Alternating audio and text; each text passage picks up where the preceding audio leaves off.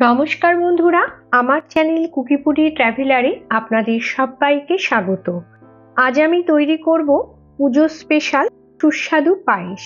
যে কোনো পুজোতে হোক বা যে কোনো শুভ অনুষ্ঠানে আমরা কিন্তু এই পায়েস বা পরমান্ন বানিয়ে থাকি। তাহলে চলুন শুরু করি আমার আজকের রেসিপি পায়েস। পায়েস বানানোর জন্য সবার প্রথমে একটা ফ্রাই প্যানের মধ্যে 1 টিস্পুন ঘি দিয়ে দিলাম। ঘিটা দিয়ে একটু ভালো করে গরম করে নেব।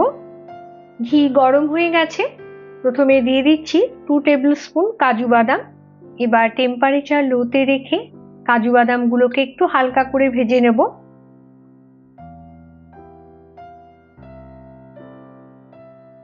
এরপর 2 টেবিল স্পুন কিশমিশ দিয়ে দিলাম।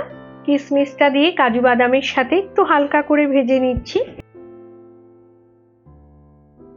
কাজু বাদাম কিশমিশ ভাজা হয়ে গেছে, একটা প্লেটের মধ্যে তুলে আমি রেখে দেব। এখন পায়েস বানিয়ে নেবার জন্য একটা কড়াইয়ের মধ্যে আমি 1 লিটার ফুল ফ্যাট দুধ দিয়ে দিলাম। ফুল ফ্যাট দুধ দিয়ে পায়েস বানালে পায়েসের স্বাদটা কিন্তু খুব ভালো হয়।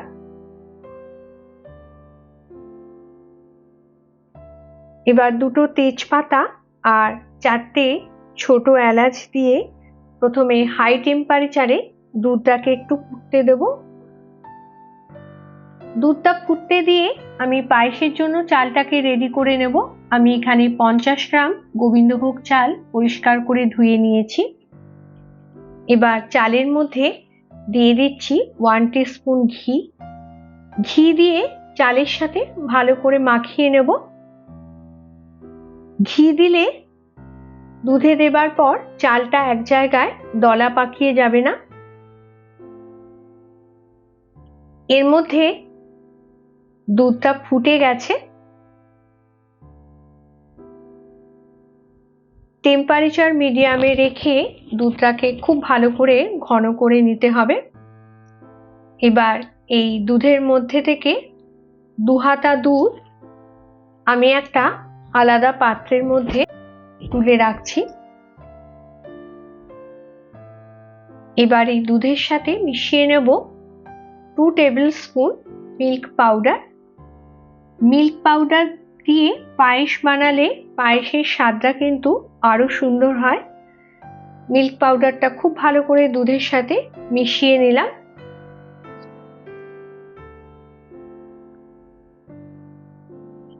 এর মধ্যে দুধটা অনেকটাই ঘন হয়ে এসেছে। টেম্পারেচার মিডিয়ামে রেখে দুধটাকে আরো কিছুক্ষণ ভালো করে জাল দিতে দিতে ঘন করে নিতে হবে। এবার দুধের মধ্যে দিয়ে দিচ্ছি ঘি মাখানো চালটা। চালটা দিয়ে ভালো করে দুধের সাথে মিশিয়ে নেব।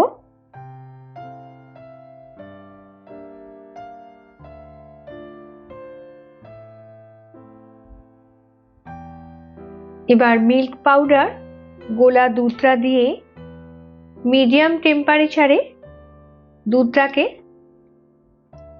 7-8 মিনিট ধরে নাড়তে থাকবো যতক্ষণ না চালটা সেদ্ধ হয়। এভাবে নাড়তে নাড়তে চালটাকে সেদ্ধ করতে থাকবো। আর কড়াইয়ের চারপাশে দুধের সরগুলোকেও এই দুধের মধ্যে দিয়ে দিলে দুধটা খুব ভালো ঘন হয়। দুধটা ঘন হয়ে গেছে, এবার চালটাকে আমি একটু দেখে নেব সেদ্ধ হয়েছে কিনা। চালটাও দেখুন খুব সুন্দর সেদ্ধ হয়ে গেছে। এরপর এর মধ্যে আমি 175 গ্রাম চিনি অ্যাড করলাম। চিনিটা দিয়ে খুব ভালো করে মিশিয়ে নিতে হবে। পায়েসের চালটা সেদ্ধ হওয়ার পরে কিন্তু আমাদের চিনি দিতে হবে। আগে যদি আমরা চিনিটা দিয়ে দিই তাহলে পায়েসের চালটা কিন্তু শক্ত থাকবে, চালটা ভালো করে সেদ্ধ হবে না। চিনিটা খুব ভালো করে মিশে গেছে। এবার এর মধ্যে আমি ভেজে রাখা কাজু কিশমিশ গুলো দিয়ে খুব ভালো করে মিশিয়ে নেব।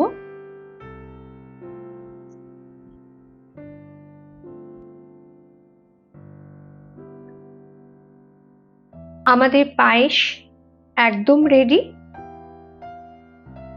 এই সময় টেম্পারেচার আমি অফ করে দিলাম। পায়েসটা ঠান্ডা হয়ে গেছে।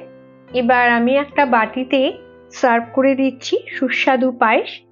এই ছিল আজকে পুজো স্পেশাল পায়েস রেসিপি। রেসিপিটা ভালো লাগলে লাইক, শেয়ার, কমেন্ট করবেন আর আমার চ্যানেলটিকে সাবস্ক্রাইব করে আমার পাশে থাকবেন। ধন্যবাদ।